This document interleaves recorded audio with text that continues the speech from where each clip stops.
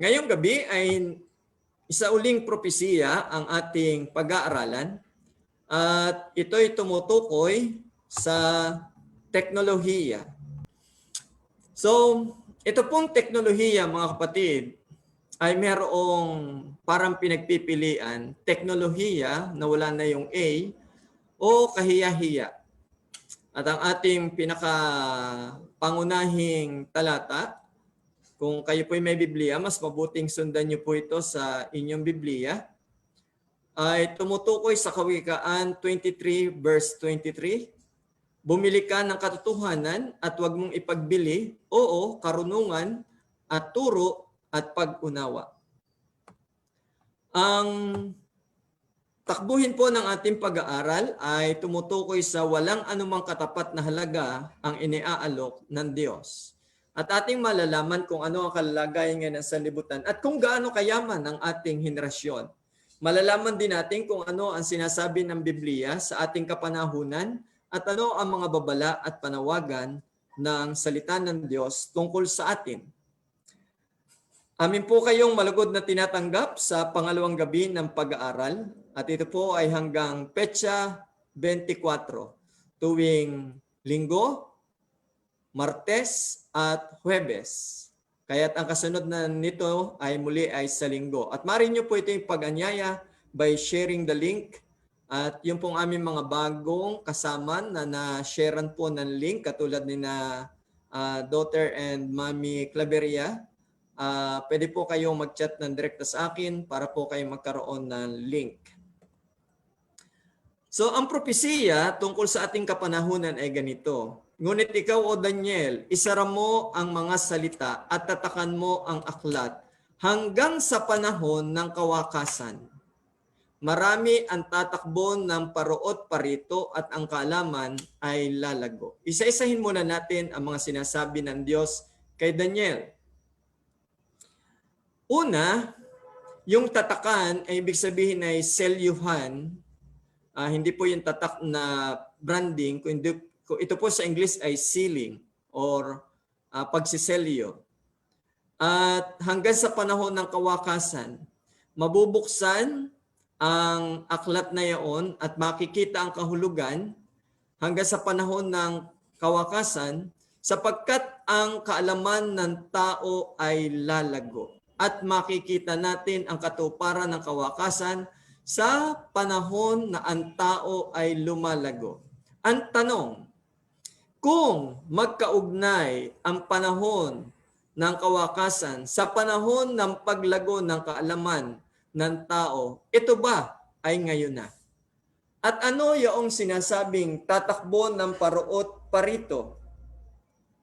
Ano ang kanyang tinutukoy? Yaong paruot parito ay isang figure of speech na ginagamit sa wikang Hebreo na ibig sabihin ay yaong pong may kinalaman sa mga transaksyon, mga usapin, mga lakarin, mga venture o mga naisin na gawain. At maraming yan ang gumagawa sa ngayon. Ang ating panahon ay may ganitong mga uri ng teknolohiya sa ngayon. Alam niyo po ba na meron ng 3D printing? Na ngayon ay pwede na pong mag-print kahit po ng puso ng tao. At ito po ay tinatawag na 3D printing at nakokopya sa punggitan ng isang imahe na ipiprint iyon. At maging yung mga artificial organs, kagaya nga po ng puso sapagkat ang kasamahan po nito ay puso. Then, ang isa rin sa mga bagong teknolohiya ay e-cigarettes. Bagamat siya ay sabihin nating hindi kabutihan, ngunit isa sa kinikilalang makabagong teknolohiya sa ngayon. And then, meron pa po tayo na Bitcoin, pero hindi po Bitcoin ang pinaka-main na invention, kundi yung pong blockchain. Ang blockchain po ay kawing ng mga codes na hindi po pwedeng baguhin. At sa katunayan, darating ang panahon na maging ang eleksyon nawa ay maging blockchain. na hindi pwedeng baguhin ang mga impormasyon. Isipin na lang po natin, halimbawa, ang blockchain ay binubuo ng 4. Yung pong 4 na yon na codes ay may kanya-kanyang tanim ng impormasyon na hindi pwedeng kakaiba dun sa 3. Kaya sila lagi ay synchronized info. And then, yung capsule endoscopy, lulunukin na lang to. Di na po katulad ngayon na may wire na pinapasok na may munting camera sa una. And then, ngayon, lulunukin na yung capsule. At makikita na kung ano ang image ng kanyang tiyan. Then, ito pong modern artificial pancreas. Ito ay bago sa akin. Ngayon ko lang ito na alaman. Ngunit, ito ay robotic, itong modern artificial pancreas na to. At ito po ay kasama po ito dun sa 3D printing na siya po ay automatically nagbibigay ng tamang insulin or insulin. Ganun din po ng glucose level at nakakalculate nila at i-deliver ito niya o inilalabas niya ito sa pamamagitan ng isang maliit na bomba o pump. Then, ang isa pa rin sa bago ngayon ay yung gene editing. So, ito ba ay ibig sabihin, lalong higit yung mga nagkakaroon ng suliranin, yung ating mga anak, kahit po yung aming mga anak ay meron pong gene defect. Meron pong isang bahagi ng kanilang dugo na hindi na kumpleto. May deficiency sila. At yung dugo na yon ay nakulangan sila ng coat. Kaya sila ay prone sa infection. Kaya po maingat kami sa pagkain nila. At binibiro ko nga yung aking anak. Alam mo ba anak, no, ikaw ay baby pa, meron kami nakasabit sa iyong lieg. Ang nakalagay ay don't feed the animal. Sapagkat hindi po siya pwedeng basta pakainin ng ganun-ganun lang. At maging ng mga gamot. So ito ay ma-edit na, pwede nang makorek. Ang iba pang nilang nakita ay yung RoboHeart. O ito, pwede na pong maglagay ng robotic na heart na pwede mag-assist kapag ka pumapalya na yung flesh na heart. And then, ito pong robotic exoskeleton. So kung ang isang tao ay mayroong disability, pag suot niya to, makakatayo na siya, makakalakad at normal. Ito po yung una po itong ginawa sa mga military na aksidente. Ngunit ngayon ay available na as a medical gadget. So ito po yung ilan sa mga nakita sa ngayon. At syempre, ang pinaka-amazing sa nakita ay yung tinatawag na transportation. Ito po yung halos katulad ng tatakbo ng parot parito ang mga tao. Through transportation. At kahit sa outer space ay meron na tayo. But the good thing about this transportation, ang projection po dito ay soon this mode of transportation ay magiging digital, electronically controlled. And then, dahil ba sa tayo ngayon ay nasa bagong teknolohiya, ay makabagong teknolohiya na rin ang ating pamaraan ng pakikiugnay sa Diyos. And we have the internet. As of now, meron tayong advantage na ginagamit natin ang isang technology ng internet at tayo kahit saan man nasa lugar nyo ay nagkakaroon tayo ng ugnayan. At dahil sa teknolohiyang yan, yumaman ang mundo. At sa pagyaman ng mundo ay kung isipin natin, ito ay mga 2 taon lamang mula ngayon pabalik, ang average na trading volume o araw-araw na trading volume ay 5 trillion sa forex market. Sa New York Stock ay 22.4 billion, 18.9 billion sa Tokyo, and sa London ay 7.2 billion. So, pera po ito. Ang ating pong population sa buong mundo ay nasa 9 billion pa lang. Kung bibigyan lahat ang mga tao mula doon sa trillion, so magkano ito? Si Brother Nap ay magaling sa math, so kaya niyang kwentahin. Pero iniisip ko yung napag-aralan ko doon sa isa kong subject sa public administration. Kung lahat daw naman ng tao ay bibigyan ng pera, ay hindi naman magiging balanse ang ekonomiya sapagkat ang iba ay hindi na magsasaka.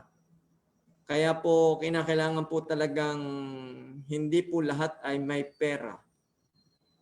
Hindi masama ang pera, pero babanggitin ng Biblia kung ano ang kasalanan ng tungkol sa pera. At ngayon, ito ng stat by 2019, ito yung pinaka-latest. Kung dati ay 5 billion lang, ngayon po ay 8 trillion ang daily currency trading volumes. Yung lahat po ng pera na ginagamit sa buong sanlibutan, na ginagamit nila sa kalakalan ay 8 trillion. So daming pera nito. 8 trillion. So napakayaman ng ating henerasyon. Pero bakit maraming nagugutom? Bakit marami ang naghihirap? At ano ang saysay ng salaping ito? Kung para saan baga ito? Puntahan natin kung ano ay pahiwatig ng Biblia. Ano nakita ng Biblia tungkol sa ating panahon? Ang Apokalipsis 3 po ay tumutukoy sa 7 iglesia. Ang Efeso, Smyrna, so on and so forth. Pero ang pinakahuli ay yung pong Laodicea. Ito po ay 7. Yung pong 7 iglesia na yon, hindi po yun tumutukoy sa literal na mga iglesia, kundi ito po ay 7 panahon ng sangkakristyanuhan. Kung ito'y 7 panahon ng sangkakristyanuhan, tapos na po yung huling 6. Tayo po'y nasa pang-7 na at wala pong pang-8. At ang ibig po sabihin ng Laodicea ay paghuhukom sa tao. At ipinahihiwatig sa atin na tayo ay nasa huling panahon na sa ngayon. Kahit ganito ang sinabi sa atin, sapagkat sinasabi mo, ako'y mayaman at nagkamit ng kayamanan at hindi ako nangangailangan ng anuman. At ang ating po talagang henerasyon, ang pinakamayaman na henerasyon. At ito ang saloobin ng marami, hindi ako nangangailangan ng anuman. It seems na ang ating mundo ay merong enough na lahat ng kaalaman at kakayanan para siya mabuhay ng hiwalay sa lumikha sa kanya. Ngunit mayroong nakita at hindi mo nalalamang ikaw ang aba at maralita at dukha at bulag at hubad. Kaya nga po ang title nito ay Teknolohiya o Kahiyahiya. Sapagkat kahit paggaano natin pinalamutian ang ating sarili ng kayamanan, sa harapan ng Diyos tayo ay dukha, maralita at bulag at hubad. Tingnan natin. Sapagkat ang pag-ibig sa salapi ay ugat ng lahat ng uri ng kasamaan. Ang mali dito sa salitang ito ni Timoteo ay yung salitang pag-ibig sa salapi. Hindi sinasabing masama ang salapi, pero wag mong iibigin ang salapi. Yung piso ay bilog. Kapag ka pinagugulong natin ang piso, kontrolado natin ang pera. Pero pagka tayo na ang pinagugulong ng piso, kontrolado na tayo ng pera. Na dahil sa pagnanasa ng iba'y nangasinsay o nangalihis sa pananampalataya, so tinalo ang pananampalataya ng pag-ibig sa salapi at tinuhog ang kanilang sarili ng maraming mga kalumbayan. Totoo, pagka po salapi ang ating hinanap, marami tayong kalumbayan. Hindi ko muli ulit-ulitin ko, hindi masama na magkaroon ng salapi. Ngunit ang ugat ng salita tinutukoy dito ay ang pag-ibig sa salapi ay ugat ng lahat ng uri ng kasamaan. At makikita natin, ang Diyos ay nagbibigay ng salapi sa tamang kaparaanan. Ano pa ay pinahiwatig sa atin, sa ating kapanahunan? At ang mga pagsusumakit na ukol sa sanlibutan, all concerns, all efforts, all endeavors, ay doon nakatuon sa sanlibutan. At andaya ng mga kayamanan, ang mga pita sa ibang mga bagay na nagsisipasok, ang nagsisiinis sa salita at ito'y nagiging walang bunga. Naalala ko tuloy yung Bible studyhan namin. Tinanggap niya ang Panginoon, pero hindi na siya nagpatuloy at doon dalawin sa akin po mismo, hindi na po kami. Hindi po kasi kami yayaman dyan. Yun po yung sinasabi dito dahil ito po yung parabola ng magbubukid na may mga tao na tumanggap ng salita ng Diyos pero natalo ng kanilang sariling nais o nasa at yung mga may kinalaman sa sanlibutan at sinasabi ng mga kabataan, it's cool. Parang napakaganda sa kanila kung may bagong teknolohiya, ano ang bago, ano ang brand na sikat ngayon, ano ang top 1 sa music chart, lahat nila, parang sinasabi ng ating sanlibutan, you're above the rest if you have all the best. So, ganon ang kanilang sinasabi. At yan ang mga pagsusumakit na naglalayo sa atin sa Diyos, sa salita. Ano pang binabanggit sa atin? Ang sabi pa dito, sapagkat kung saan naroon ang inyong kayamanan, ay roon naman ang inyong puso. Sa ibang salita, sabihin mo sa akin kung nasaan ang iyong wallet at sasabihin ko sa iyo kung nasaan ang iyong puso. So ang lahat ng ito ay tumutukoy doon sa mga pagnanais sa salapi. At ano ang babala? Ano ang babala? Sapagkat yan ang takbo ng sanlibutan natin, ang materialismo. So anong babala? Ang inyong ginto at ang inyong pilak ay kinakalawang na. At ang mga kalawang na ito ay siyang magiging patotoo laban sa inyo. At gaya ng apoy na lalamunin ang inyong laman, kayo nagtipon ng inyong mga kayamanan sa mga huling araw. Nagtipon. Ang paraan po kasi na ninanais ng Diyos, bakit niya sinusumbatan ito? Kung nagtipon man tayo, ay hindi sana yun ang inasahan natin. Kagaya po na nangyari sa India, na kinukwento rin kagabi, meron dong isang na-featured sa isang news nila, na ang sabi nung isang Indian national, we have the money. Meron kaming pera. At ito po'y kasagsagan ng pandemya sa kanila, pero wala silang mabiling oxygen. So isipin natin, abay, oxygen, hangin. Hangin lang yun. Kung tutuusin natin, pwede bang natin ilagay sa cellophane o sa plastic, and then saka natin singhutin. Pero ang sabi niya, meron kaming pera, pero wala kaming oxygen. Meron kaming pera, pero wala kaming bed sa hospital. So sabi niya, what's the use of our money? Para saan? Kung tayo nag-iipon at yan ay para sa karangalan ng Panginoon, walang problema. Pero kung ito'y ating tinitipon para sa ating sarili, kapatid, ito'y magiging laban sa atin, magiging witness against us, patotoo laban sa atin. Sapagkat ang inasahan natin ay salapi. Narito, ito ang tao na hindi ginawang kaniyang katibayan ang Diyos. Ano mangyayari sa kanya? Ganito, may mga papatuto at sasabihin, ito yung tao na hindi niya ginawang katibayan ng Diyos. Sino kanyang tiniwalaan? Kundi tumiwala sa kasaganaan ng kanyang mga kayamanan at nagpakalakas sa kanyang kasamaan. So ang kanyang pinagtiwalaan ay ang kanyang kayamanan. At ang panawagan sa atin ay ganito, sa huling kapanahunan. Hanapin muna natin ang kanyang kaharian at ang kanyang katwiran. So yung paghahari ng Diyos at ang kanyang righteousness o katwiran, kabanalan, ang ating unahin. At ang lahat ng mga bagay ay pawang idaragdag sa atin. So Diyos muna, bago ang lahat. Yung lumikha muna, bago yung nilikha. Kapag ka Diyos ang ating inuuna sa buhay, darating ang mga bagay na merong katuwa at kasayahan sa atin. At hindi artificial. Ano pa ang panawagan? Na inaring malaking kayamanan ang kadustaan ni Kristo kaysa mga kayamanan ng Ehipto. Sinong tinutukoy dito? Si Moises. Si Moises, ang mas ninasa niya ay yung kadustaan ni Kristo o yung kababaan ni Kristo, yung kahihiyan na napunta kay Kristo kaysa kayamanan ng Ehipto, sapagkat ang kanyang tinitigan ay ang gantimpalang kabayaran. Sapagkat ang mayalok lamang ng mundo, mga kapatid, kapag ka mabuti ang tao at sikat ay estatwa, nayari sa bato. Yun lang.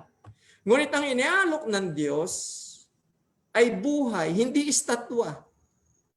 Hindi yung gumagalaw na estatwa. Ang inialok ng Diyos ay gantimpalang kabayaran ng buhay na walang hanggan. Kaysa nasain natin ang mga bagay na naririto. Ngayon, tingnan natin ito. Kundi magtipon kayo ng mga kayamanan sa langit. Nasaan na tayo? Okay. Kundi magtipon kayo ng mga kayamanan sa langit na do'y hindi sumisira ang kahit ang tanga. Ito po yung tanga, yung moth. Kahit ang kalawang at do'y hindi naghuhukay at hindi nagsisipagnakaw ang mga magnanakaw. So yung kayamanan sa kalangitan, which is the assurance of our salvation, mga kapatid, ang pinakamahalaga. Ano nga ba ang buhay kung tayo ay mamatay? Wala na. Sabi nga ni ni Alexander the Great sa kanyang mga general, pag ako'y namatay, ilalabas niyo ang aking kamay sa aking kabaong. Bakit po? Sabi ng general, upang makita ng tao nang ako'y ipanganak, wala akong dala, at ako'y namatay na wala rin akong dala. Sapagkat nalaman niya na walang kabutihan ng manakop at kuhanin ng makayamanan ng mga bansa. At hindi naging katuwaan sa kanya. Kung gayon, ay ano mabuti natin tugon? Kilalanin natin ang Diyos. Ano mangyayari pagka kinilala natin ang Diyos? Kundi iyong alalahanin ang Panginoon mong Diyos, sapagkat Siya ang nagbigay sa iyo ng kapangyarihan upang magkaroon ka ng kayamanan. Ang dapat pala nating unahin ay ang tungkol sa Diyos. Sapagkat Siya ang nagbibigay ng tunay na kayamanan upang kanyang pagtibayin ang kanyang tipan na kanyang sinumpa sa iyong mga magulang gaya ng mga araw na ito. Ang itinuturo sa atin, mga kapatid, ang tunay na kayamanan ay galing sa Diyos. Tatandaan natin, nang tuksuhin ang Panginoong Hesus, anong isa sa tatlo ang itinukso sa ating Panginoon? Sabi ng Diablo, sambahin mo lamang ako, ibibigay ko sa iyo ang buong kaluwalhatian ng lupa. Ngunit ang sabi ng Panginoon, nasusulat, sa Panginoon mo Diyos ka lamang sasamba. At hindi sa mga nilikha lamang. Ang tanong ay ito. Masasagot ba natin ang payong ito ng Panginoon? Ipinapayo ko sa iyo na ikaw ay bumili sa akin ng gintong dinalisay ng apoy upang ikaw ay yumaman. Anong kayamanan nito? At ng mapuputing damit. Ano yung damit na yon? Damit ng kalinisan ng kabanalan ng Diyos upang iyong maisuot at upang huwag mahayag ang iyong kahiyahiyang kahubaran. So kahit pa tayo ay napakataas na ng uri ng damit na bunga ng teknolohiya, sa paningin ng Diyos tayo hubad kung hindi tayo kumikilala sa Kanya. At ng pampahid sa mata, na ipahid sa iyong mata upang ikaw ay makakita. Makakita ng ano? Ng kabanalan na kaluwalhatian ng Diyos. Yaon ang panawagan sa atin. Ang kilalanin ang ating Diyos na siya nating tagapagligtas. Tanong ngayon, gabi, paano natin sa ngayon tatanawin ang kayamanan sa kamay ng Panginoon? So, sinabi sa atin, hindi masama magkaroon ng kayamanan sapagkat yan ay galing sa Diyos. Pero, ang sinasabi, ang kikilalanin ay ang Diyos. sapagkat siya ang nagbigay sa iyo ng kapangyarihan upang magkaroon ka ng kayamanan.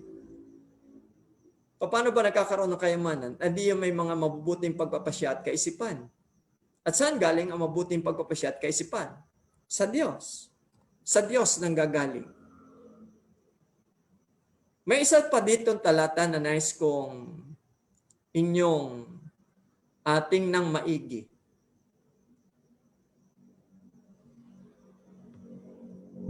Para saan ang kayamanan?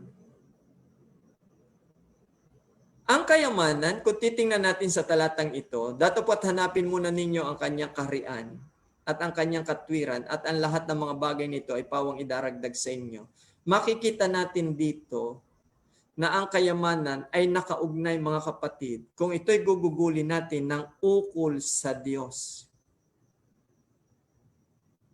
Sa talatang ito ay matuwid din na kung sana'y ginawa ng tao na ang kanyang kalakasan ay ang Diyos at hindi yung kanyang kayamanan, bagamat siya mayroon, ay hindi sana nangyari sa kanya ang patutong ito na siya bumagsak.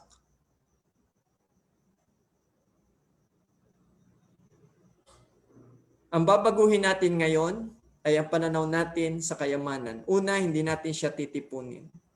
Ano ang sabi ng Panginoon sa mayamang lalaki? Sabi ng mayaman lalaki, Panginoon, ano ang dapat kong gawin upang ako'y maligtas? Ang sabi ng Panginoong Jesus, nang malaman siya maraming kayamanan, maraming pag-aari, humayo ka, ipagbili mo ang iyong ari-arian, ipamigay mo sa mga dukha, at sumunod ka sa akin. Yung pong sikat na Amerikano na si Andrew Carnegie, siya po'y nagsimula sa isang pagiging munting minero hanggang sa siya po ay nagtatag ng yung pong United States Steel Corporation. Na nung siya po ay retirado, ibinenta niya ang kanyang share doon ng pakalaki. At ipinagpagawa niya ng iba't ibang uri ng mga memorial hall sa ngayon. At siya sumulat ng isang aklat na ang titulo ay The Good News of Wealth. At ang pinakabuo doon sa kanyang aklat na yon ay ganito. Ako ay ginagamit lamang ng Diyos na daluyan ng kayamanan para sa iba.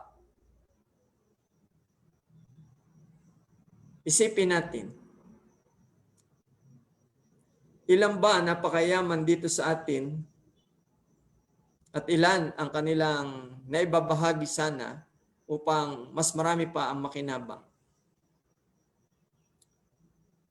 At lalong higit, ilan ang tunay na sumasamba sa Diyos. Nais kong ulitin, dalawa ang pinanggagalingan ng kayamanan. Ang isa'y alok ni Satanas, kagaya ng tukso niya sa Panginoong Hesus, at ang isa yung binasa natin sa Deuteronomio, na ito ay mula sa Diyos. At malimit natin sinasabi na ang taong mayaman ay pinagpala. Pinagpala nino? Tiyakin natin kung paano siya yumaman. At kung siya mayaman na, kinikilala niya ba ang Diyos? At ang kanya bang kayamanan ay ginagamit niya na ukol sa kalawalhatian ng Diyos? At kung lahat ang sagot doon ay oo, saka natin siya masasabing siya'y pinagpala ng Diyos. Bagamat tayo'y lampas na ng 6 na minuto sa takdang oras ng pagtatapos, ay nais ko ikwento sa inyo ang isang patotoo sa maiksing panahon. Ang aking nais na ikwento sa inyo ay isang lalaki sa Puerto Galera. Hindi nakatapos ng grade 6. Ngunit nananampalataya sa Diyos. Sabi niya sa akin, nang may dumating po dito sa amin na isang German national, ay nagustuhan niya po ang beach. At siya po ang kauna-unahang nagpagawa ng resort dito sa aming lugar, sa Puerto Galera. At ako po ang kanyang kinontrata. Ang akin pong ipinagtataka ay ito.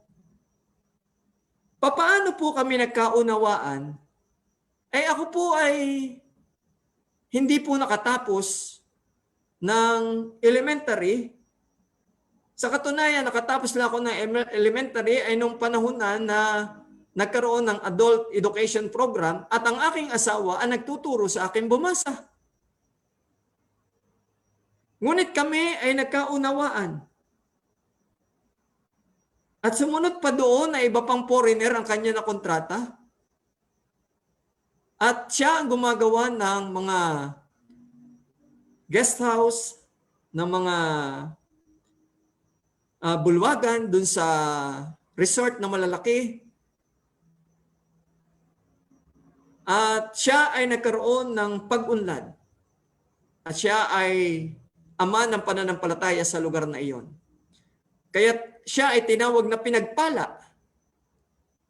Ang kanyang bangka, ang pangalan ay pinagpala. Ang kanyang mga cottages na compound, ang pangalan ay pinagpala.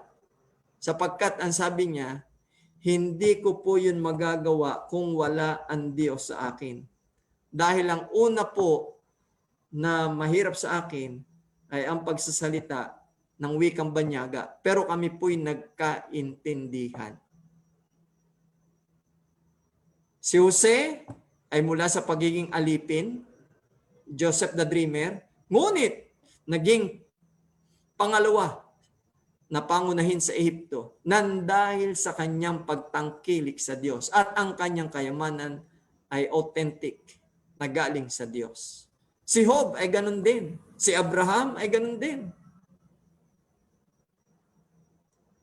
So hindi totoo na pagka naglilingkod sa Diyos ay hindi yumayaman, kundi sadyang ang kayamanan ay bunga ng katapatan natin sa Diyos. At sigurado tayo na ito ay sa tamang kaparaanan at hindi alok ng kaaway. Okay, tayo po ay mananalangin. Minamahal namin Diyos, kami nagpapasalamat na ang pagkakataon ay binigay mo sa amin, naming maalaman kung ano ang kapanganiban sa gitna ng kaunlaran, ng kaalaman at ng teknolohiya. Kami, O Diyos, ay merong kahubaran sa iyong paningin sapagkat maaaring hindi namin ikaw ang pinapahalagahan, ang pangunahin, kundi kung nasaan ang aming wallet ay nadun din ang puso namin. Ipagpatawad sa amin ang bagay na ito. At magkaroon kami, Ama, ng bagong pananaw na kami ay gumagawa para sa iyong gawain, para masustentuhan ang iyong gawain, para maging katulungan sa iba, at makita ng tao na ikaw ang nagpala sa amin sa mabuting pananagumpay ng iyong kalooban na ang aming mga tinatangkilik ay galing sa katapatan sa iyo. Mahal na Ama, makapangyari nawa na ang bagay na ito ay aming masumpungan at iyong alalahanin ng iyong mga anak na nagpahalaga ng iyong mga salita. Ikaw ang maging dahilan ng patuloy na katagumpayan at ganun din ng kapanatagan at kapayapaan sa kanila sa pangalan ng aming tagapagligtas na si Jesu Kristo. Amen.